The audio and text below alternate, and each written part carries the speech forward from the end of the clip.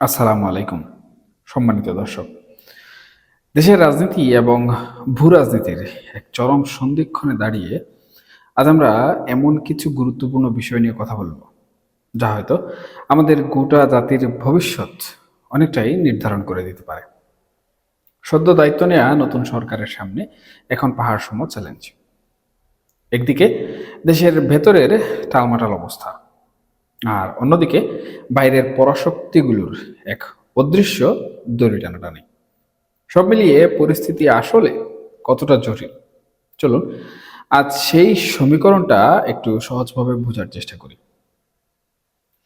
দেখুন সুপ্রিয় দর্শক, নতুন সরকার প্রধান হিসাবে জনাব তারেক রহমান দায়িত্ব গ্রহণ করেছেন মাত্র মাসখানেক হলো। এই অল্প সময়ের মধ্যেই তাকে সবচেয়ে বড় যে পরীক্ষার মুখোমুখি হতে হচ্ছে তা হলো একটি ভারসাম্যপূর্ণ পররাষ্ট্রনীতি বজায় রাখা। আমাদের চিরচেনা দুই বৃহৎ প্রতিবেশী এবং উন্নয়ন সহযোগী ভারত ও চীন, এই দুই মেরুর সাথে দীর্ঘদিনের যে সম্পর্ক, সেটা তিনি আসলে কিভাবে সামলাবেন? এই প্রশ্নের উত্তর অনেকটাই পরিষ্কার হয়ে যাবে তার প্রথম বিদেশ সফরের দিকে তাকালে। তিনি প্রথমে কোথায় যাচ্ছেন, কাদের সাথে আগে বসছেন, এর উপর ভিত্তি করেই কিন্তু আগামী দিনগুলোতে আমি মনে করি বাংলাদেশের বৈদেশিক নীতির একটা বড় রূপরেখা আমরা খুব সহজভাবে হলেও আন্দাজ করতে পারবো। একটু পেছনের দিকে তাকালে আমরা কিন্তু দেখতে পাই আমাদের অতীতের যে সরকারগুলো এই কূটনীতির খেলায় নানাভাবে নিজেদের অবস্থান পরিষ্কার করার চেষ্টা করেছে। প্রেসিডেন্ট জিয়াউর রহমান সময়কালের কথা যদি আমরা ধরি, কিংবা বঙ্গবন্ধু শেখ মুজিবুর রহমানের আমলের যে কথাগুলো রয়েছে সেগুলো যদি ভাবি, তাহলে উভয় ক্ষেত্রে কিন্তু মধ্যপ্রাচ্যের সাথে বাংলাদেশের একটা চমৎকার বোঝাপড়া ছিল। এমনকি চীনের সাথেও সে সময় তৈরি হয়েছিল শক্তিশালী একটি সেতুবন্ধন। এবং সব থেকে মজার ব্যাপার হলো ৭৫-এর সেই পট পরিবর্তনের পর যখন দেশের রাজনীতিতে এক ভয়াবহ অস্থিরতা চলছিল, তখন কিন্তু জিয়াউর রহমান ভারতের একটি প্রচ্ছন্ন সমর্থন পেয়েছিলেন। সে সময় ভারতের সামনে মূলত দুটি রাস্তা খোলা ছিল: হয় তাদের নিজেদেরই সৃষ্টি করা জাসদকে সমর্থন দেয়া, নয়তো জিয়াউর রহমানকে সামনে এগিয়ে আনা। তারা কিন্তু দ্বিতীয় পথটাই বেছে নিয়েছিলেন। ঠিক যেমন আজকের প্রেক্ষাপটে অনেকেই মনে করছেন বর্তমান সরকারের সাথে ভারতের একটা নীরব বোঝাপড়া হয়তো কাজ করছে। তবে ইতিহাসের একটা বড় শিক্ষাও কিন্তু এখানে লুকিয়ে আছে। আত্মমর্যাদাবোধ সম্পন্ন কোনো নেতাই আসলে শেষ পর্যন্ত দিল্লির ছায়াতলে পুরোপুরি নিজেদের সঁপে দিতে পারেন না। বঙ্গবন্ধু যেমনটা পারেননি, আর পরবর্তীতে তার পরিণতি কি হয়েছিল তা নিয়ে অনেকেই অনেক রকম কিন্তু বিশ্লেষণ করেন। একইভাবে শেখ হাসিনাও কি পেরেছিলেন? তার পতনের পেছনেও কিন্তু অনেকেই সেই একই পরাশক্তির অদৃশ্য হাত থাকার কথা কিন্তু বলে থাকেন। দেখুন, জিয়াউর রহমানের বেলাতেও আমরা কিন্তু দেখেছি শেষ পর্যন্ত ভারতের সাথে তার সম্পর্কের অবনতি ঘটেছিল। একমাত্র এরশাদ সাহেবের আমল থেকে শুরু করে জাতীয় পার্টির ব্যাপারেই দেখা গেছে ভিন্ন এক চিত্র, যেখানে ভারতের একটা দীর্ঘস্থায়ী ছায়া সবসময় ছিল। এখন সবচেয়ে বড় প্রশ্ন হলো, জনাব তারেক রহমান কি এই সম্পর্কটাকে এরশাদ সাহেবের মতো দীর্ঘ মেয়াদে কাজে লাগাতে পারবেন, নাকি বঙ্গবন্ধু বা জিয়াউর রহমানের মতো স্বাধীনভাবে চলতে গিয়ে একটা পর্যায়ে গিয়ে সম্পর্কটা আবারও জটিল হয়ে উঠবে? আমি মনে করি এটি সত্যিই কিন্তু একটি মিলিয়ন ডলারের প্রশ্ন। ভূ রাজনীতির এই হিসাব নিকাশে চীনের গুরুত্ব কিন্তু কোনোভাবেই অস্বীকার করার উপায় নেই। বর্তমান বিশ্ব অর্থনীতিতে চীনের যে প্রভাব, তাদের সহায়তা ছাড়া এশিয়ার কোনো দেশের পক্ষেই আসলে সামনে এগিয়ে যাওয়া খুব কঠিন। আপনার আমার আমেরিকার সাথে যতই ভালো সম্পর্ক থাকুক না কেন, ব্যবসা বাণিজ্য এবং অবকাঠামোগত উন্নয়নের স্বার্থে চীনকে আপনার লাগবেই। পৃথিবীর অনেক দেশই অত্যন্ত চতুরতার সাথে চীন এবং যুক্তরাষ্ট্রের মতো দুই চির প্রতিদ্বন্দ্বীর সাথে সমান তালের সম্পর্ক বজায় রেখে কিন্তু চলছে। পাকিস্তানের কথাই ধরুন, তারা যেমন চীনের ঘনিষ্ঠ বন্ধু, তেমনি আমেরিকার সাথেও তাদের চমৎকার সম্পর্ক রয়েছে। ভারতের মতো রাষ্ট্র একই সাথে রাশিয়া এবং আমেরিকার সাথে তাদের স্বার্থ বজায় রেখে চলছে। বাংলাদেশে হয়তো এমনটা পারত, কিন্তু মুশকিলটা হলো আমাদের ভৌগোলিক অবস্থান নিয়ে, এবং এই ভৌগোলিক অবস্থানটাই মূল কারণ। চীন এবং ভারতের মধ্যকার সীমান্ত বিরোধ এখন আর কোনো ধরনের গোপন বিষয় নয়। ভারতের সেভেন সিস্টার্স বা উত্তর পূর্বাঞ্চলীয় রাজ্যগুলোকে ঘিরে চীনের কিন্তু একটা দীর্ঘমেয়াদী পরিকল্পনা রয়েছে, আর এই পরিকল্পনার কেন্দ্রবিন্দুতে রয়েছে বাংলাদেশ। বাংলাদেশে যদি চীনের প্রভাব বাড়ে, তবে সেই সেভেন সিস্টার্সকে চাপে রাখা চীনের জন্য অনেক সহজ হয়ে যায়। আর ভারত কিন্তু এই বিষয়টা 50-এর দশক থেকেই খুব ভালোভাবে জানে এবং বুঝে। আর ঠিক এই কারণেই বাংলাদেশের উপর নিজেদের রাজনৈতিক এবং আমলাতান্ত্রিক নিয়ন্ত্রণ ধরে রাখাটা দিল্লির জন্য কার্যত একটি, আমি মনে করি, বেঁচে থাকার লড়াইয়ের মতো। সেই হিসাবে আমরা দেখেছি ভারত বাংলাদেশের জন্য কি না করে। বিগত যখন আওয়ামী লীগ শাসনামল ছিল, তখনও কিন্তু ভারতের কাছ থেকে আওয়ামী লীগ এবং আওয়ামী লীগের কাছ থেকে ভারত এত পরিমাণ বন্ধুসুলভ সুযোগ সুবিধা আদান প্রদান করেছে, যার মাধ্যমে ভারত কখনোই কিন্তু নিজেদের নিরাপত্তা নিয়ে চিন্তা করেনি। এখানে ভারতের মূল টার্গেট হচ্ছে তাদের এই সেভেন সিস্টার্সের নিরাপত্তা। এবং এখানেই আসে আরেকটি $1 মিলিয়ন প্রশ্ন। এখন নতুন যে সরকার রয়েছে, সেই নতুন সরকার প্রকৃতপক্ষে চীনের সাথে যদি ঘনিষ্ঠ হয়ে যায় এবং ভারতের সাথে যদি তারা একটু দূরত্বে চলে যায়, তাহলে এই মাঠের খেলাটা কিন্তু বদলে যেতে পারে। দেখুন, আওয়ামী লীগ কিন্তু ভারতের কাছে পরীক্ষিত। এই বিষয়ে আমার মনে হয় না বেশি কিছু বলার প্রয়োজন। তারা তাদের যে শাসনামল ছিল, বঙ্গবন্ধু শেখ মুজিবুর রহমান বাংলাদেশের স্বাধীনতা থেকে শুরু করে এই যে দীর্ঘ 15 বছরের শাসনামল ছিল শেখ হাসিনার, তার মধ্যে কিন্তু বিভিন্নভাবে ফুটে উঠেছে।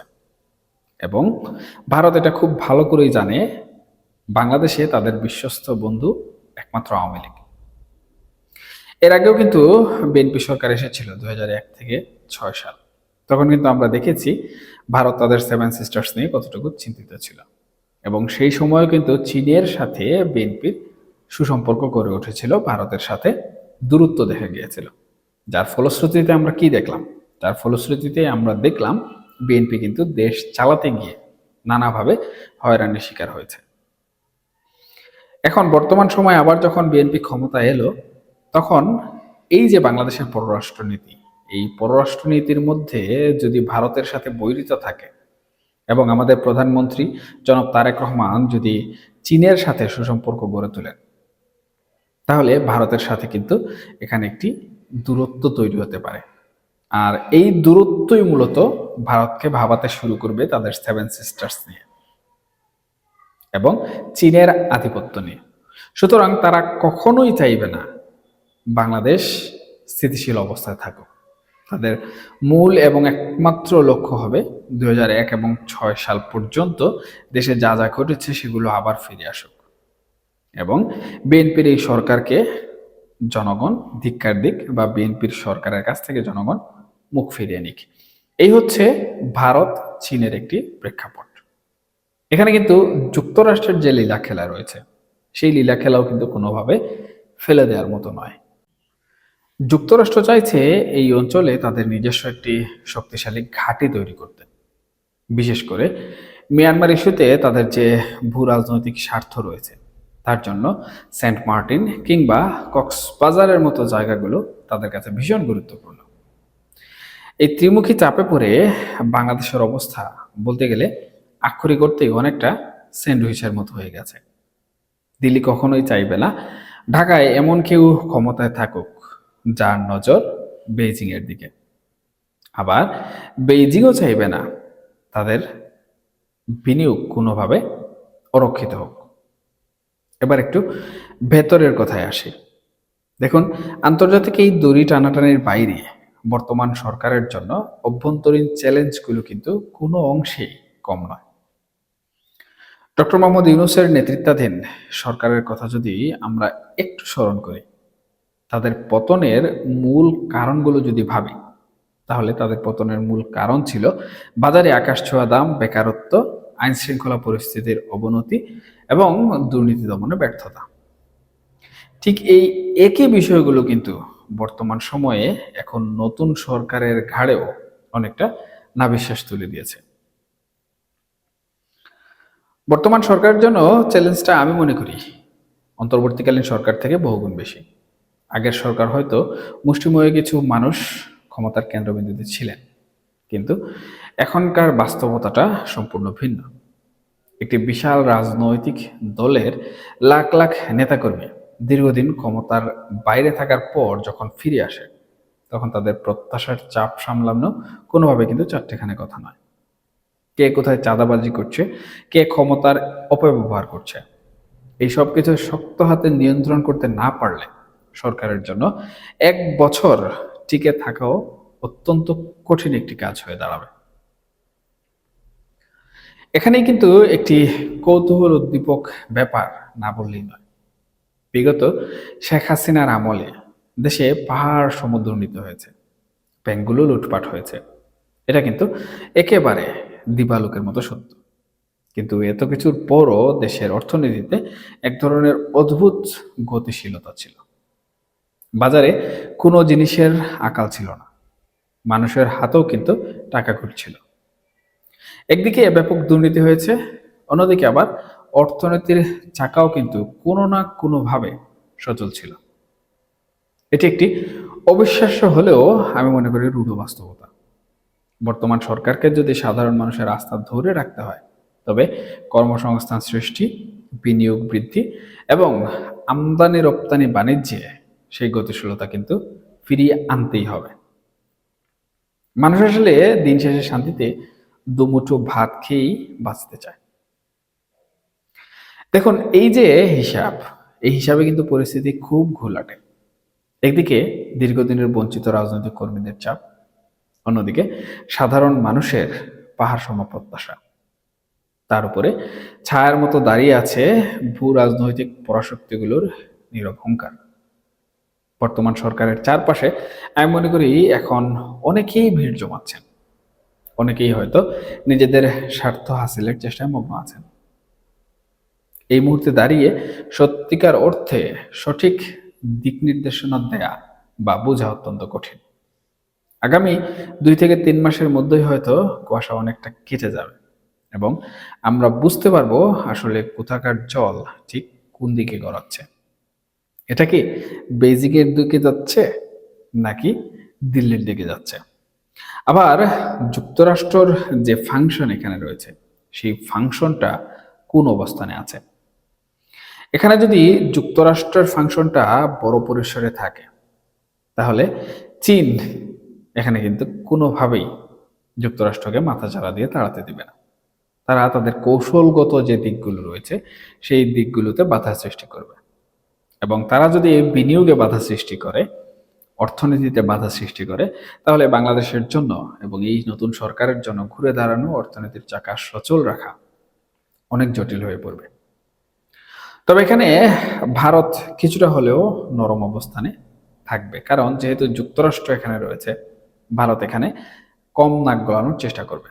তবে এটাও কিন্তু ভারতের মাথা ব্যথার কারণ হবে, কারণ যদি আমেরিকার ঘাঁটি সেন্ট মার্টিন কিংবা কক্সবাজারের আশপাশে হয়ে যায়, তাহলে ভারতের জন্য কিন্তু একটি বড় থ্রেট অত্র অঞ্চলে নিয়ে আসবে।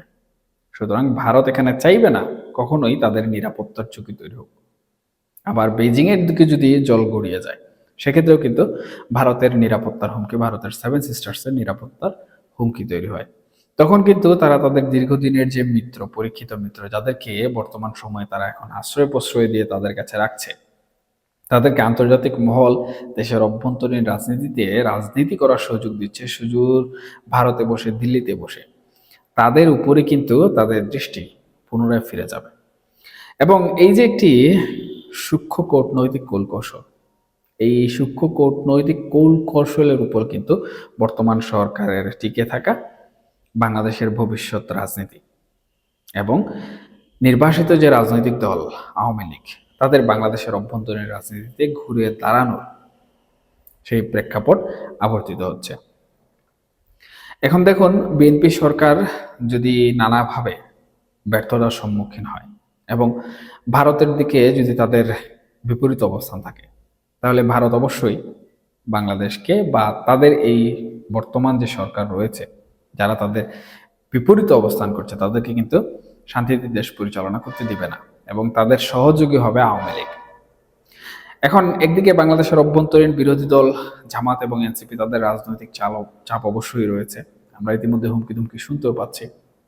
অন্যদিকে ভারত এবং আওয়ামী লীগের রাজনৈতিক কৌশল, এই যে গ্যাড়াকল, এই গ্যাড়াকলের চাপে পড়ে এই সরকার টিকে থাকবে নাকি পড়ে যাবে, এটাই হচ্ছে সব থেকে বড় এবং গুরুত্বপূর্ণ প্রশ্ন। তবে আমি প্রথমে যে কথাটি বলেছিলাম সেটি হচ্ছে আমাদের কূটনৈতিক সম্পর্ক কিরকম হবে, আমাদের পররাষ্ট্রনীতি কিরকম হবে, এই বিষয়টা যদি আমাদের সরকার বা সরকার প্রধান জনাব তারেক রহমান সাহেব খুব ভালো করে বুঝতে পারেন এবং অত্যন্ত বিচক্ষণতার সাথে এই পররাষ্ট্রনীতি বা বিদেশ নীতি ঠিক করতে এবং মজবুত করতে পারেন, তাহলে আমি মনে করি আমাদেরকে ভারতকেও ভয় পেতে হবে না, চীনকেও ভয় পেতে হবে না, যুক্তরাষ্ট্রকেও ভয় পেতে হবে না। তবে রাজনীতিতে কিংবা পরাশক্তিদের কাছে মাথা নত করা বা না করা, এই বিষয়টি কিন্তু অনেক বড় একটি ব্যাপার। এখনকার যে রাজনৈতিক প্রেক্ষাপট, এখনকার যে রাজনৈতিক বিশ্ব, সেখানে পরাশক্তিদের কাছে আপনি কোনো না কোনোভাবেই নতজানু হতেই হবে। আপনি যদি কোনোভাবে মাথা উঁচু করে স্বাধীন পররাষ্ট্রনীতি করে পরাশক্তিদের পাশ কাটিয়ে যাওয়ার চেষ্টা করেন, তাহলে কিন্তু হিতে বিপরীত হওয়ার সম্ভাবনা সব থেকে বেশি থাকে। এবং শেখ হাসিনার আমল, শেখ হাসিনার পতন, আওয়ামী লীগের পতন, এর থেকে বড় উদাহরণ আর কিছু হতেই পারে না। আমি দেশের বাইরের যে উদাহরণগুলো রয়েছে সেগুলো নাই বা দিলাম। সুতরাং এই যে পররাষ্ট্রনীতি, এই পররাষ্ট্রনীতি অত্যন্ত সূক্ষ্ম এবং বিচক্ষণতার সাথে তৈরি করতে হবে এবং মেনটেন করতে হবে। অপরদিকে দেশের জনগণ যারা রয়েছে তাদেরকেও কোনোভাবেই ফুসিয়ে তোলা যাবে না, অর্থনৈতিক চাকা সচল রাখতে হবে। এই পাহাড় সমচাপ মোকাবেলা করে যদি বিএনপি সরকার দেশ পরিচালনা করতে পারে, তাহলেই তাদের টিকে থাকার সম্ভাবনা বাংলাদেশে রয়েছে। অথবা 2001 থেকে 6 সালের যে ইতিহাস, সেই ইতিহাস বাংলাদেশে হয়তো বা আবারও পুনরাবৃত্তি হতে পারে। তবে সাধারণ জনগণ হিসাবে বাংলাদেশ অস্থিতিশীল হোক কিংবা বাংলাদেশের রাজনৈতিক পরিবেশে কোনো ধরনের অঘটন ঘটুক, এটা কিন্তু কখনোই প্রত্যাশা করি না। এবং একজন রাজনৈতিক পর্যবেক্ষক হিসাবে সবসময় এটাই চাই, বাংলাদেশের রাজনীতি যেন স্থিতিশীল থাকে, কারণ রাজনীতির অঙ্গন স্থিতিশীল থাকতে দেশের জনগণ শান্তিতে থাকবে, দুমুঠো ভাত খেয়ে বেঁচে থাকতে পারবে।